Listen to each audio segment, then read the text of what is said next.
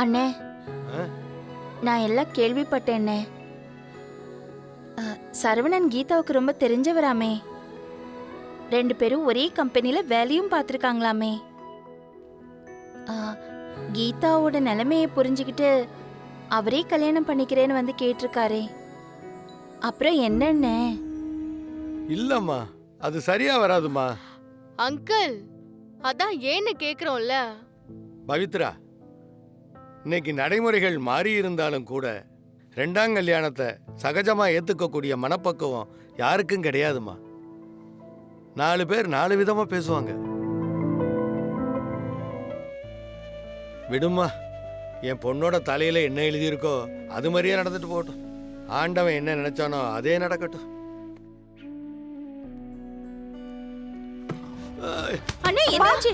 அப்பா, அப்பா, என்னாச்சு? என்னாச்சு? அப்பா, ஐயோ, என்னாச்சு? அப்பா, தாத்தா, அப்பா, என்னாச்சு? என்னாச்சு? அப்பா, என்னாச்சு? தண்ணி பவி, தண்ணி குடு, அப்பா. தண்ணி குடிங்க. லைட் அடைஞ்சு வலிக்குதுமா. காலையில மாத்திரை போட்டீங்களாப்பா? மறந்துட்டேம்மா. ஐயோ, என்ன பண்ணீங்க? சீக்கிரம் எடுத்துட்டு வா. இது குடிங்க ஃபர்ஸ்ட். தண்ணி குடிங்க. தாத்தா, மெதுவா மெதுவா, இன்னும் கொஞ்சம் கூட குடிங்க. மாத்திரை குடுங்கக்கா சீக்கிரம்.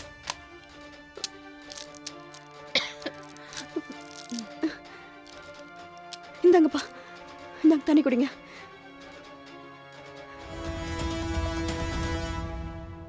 அம்மா லட்சுமி, என்னோட கீதாவுக்கு நான் இன்னொரு கல்யாணம் பண்ணி வைக்கணும்னு எவ்வளவு ஆசைப்பட்டேன், அது உங்களுக்கே தெரியும்.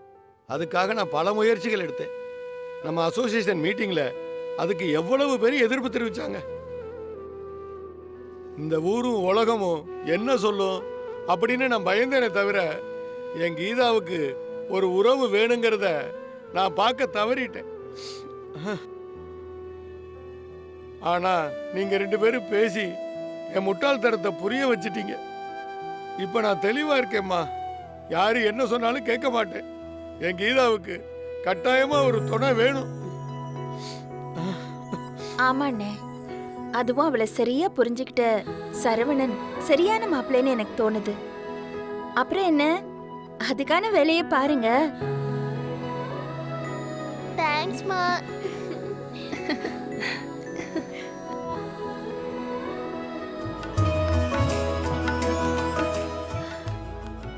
அப்ப நாங்க போயிட்டு வரோண்ணே. வரோம் சரிக்கா. கீதா. வரேன் என்ன? uncle. வரேன் கீதாக்கா. ஏமி கீதா, வீட்ல விசேஷமா? லக்ஷ்மி பவித்ரா மட்டும் கூப்பிட்டு தனியா விருந்து கொடுத்திருக்க, அட. எனக்கு இல்லையா? பரிமளா ஆண்டி, நீங்க கவலைப்படுறீங்க. கூடிய சீக்கிரம் கீதாக்கா கல்யாண சாப்பாடு போட போறாங்க. ஆ, கல்யாண சாப்பாடா? నువ్వు చెప్పేది నిజమా? ஆமா ஆண்டி, கீதா அக்காக்கு கல்யாணம் பேசி முடிவு பண்ணிருக்காங்க. சீக்கிரமாவே அக்காக்கு கல்யாணம் நடக்க போகுது. ஐயோ, ஐயோ, எந்தானது நீங்கள் பேசுறது? அது ஒண்ணும் இல்ல உண்ணி சார். ஆ, நானே ஒவ்வொரு வீட்டுக்கு நேரடியா வந்து முறைப்படி எல்லாருக்கும் சொல்லலாம்னு நினைச்சேன். ஓ, ஆனா பவித்ரா சந்தோஷத்துல அவசரப்பட்டு சொல்லிட்டா. ம், நல்ல விஷயத்தை எப்போ சொன்னா என்ன? ஆமா சார், கீதாவுக்கு கல்யாணம் பேசி முடிவு பண்ணிட்டேன். கீதாவோட ஆபீஸில் வேலை பார்த்த சரவணன் ஒரு பையன், ரொம்ப நல்ல பையன்.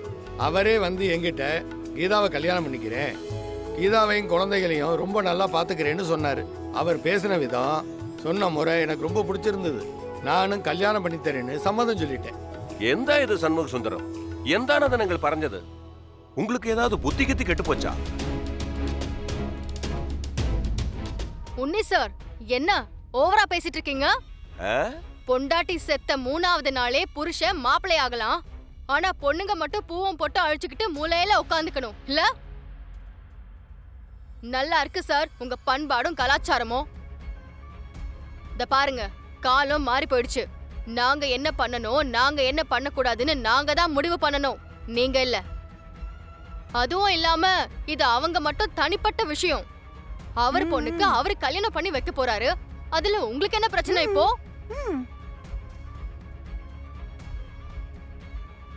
இஷ்டமா இருந்தா கல்யாணத்துக்கு வாங்க, கஷ்டமா இருந்தா உங்க வீட்டுக்குள்ளேயே உட்காந்து உங்க பண்பாட்டையும் கலாச்சாரத்தையும் காப்பாத்துங்க.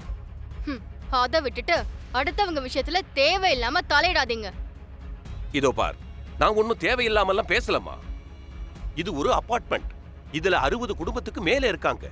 இங்க நாம எல்லாம் சேர்ந்து ஒண்ணா வாழ்ந்துகிட்டு இருக்கோம். இங்க ஒரு வீட்ல டிவி வாங்குனா அதை பார்த்து இன்னொரு வீட்லயும் அதே மாதிரி டிவி வாங்குவாங்க. ஒருத்தர் ஒரு ஃப்ரிட்ஜ் வாங்குனா அதை பார்த்து இன்னொருத்தரும் அதே மாதிரி ஃப்ரிட்ஜ் வாங்குவாங்க. இங்க என்ன நடந்தாலும் ஒருத்தரை பார்த்து ஒருத்தர் பண்றது பொருளுக்கு மட்டும் இல்ல, செய்யற காரியத்துக்கும் பொருந்தும். மனசுலாயோ?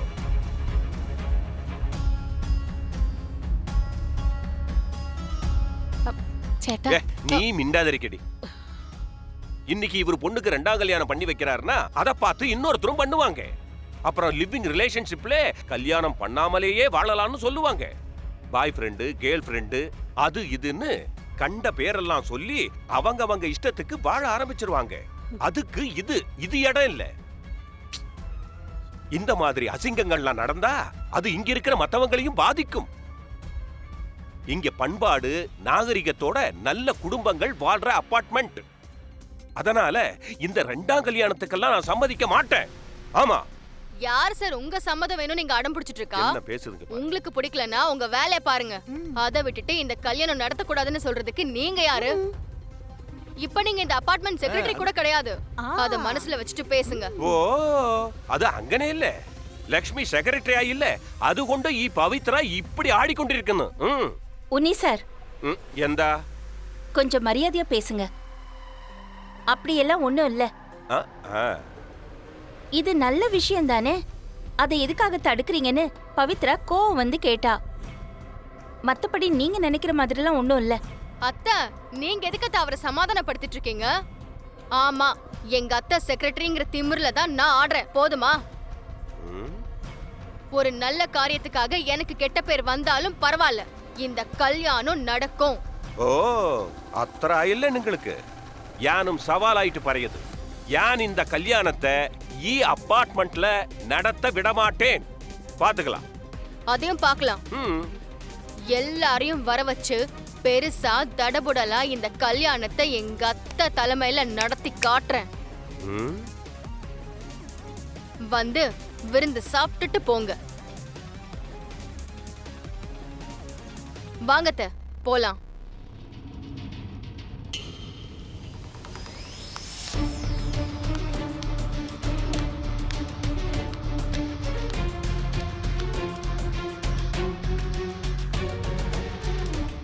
உன்னி சார், கீதாவோட கல்யாணம் கண்டிப்பா நடக்கும். நாங்க நடத்தி காட்டுறோம்.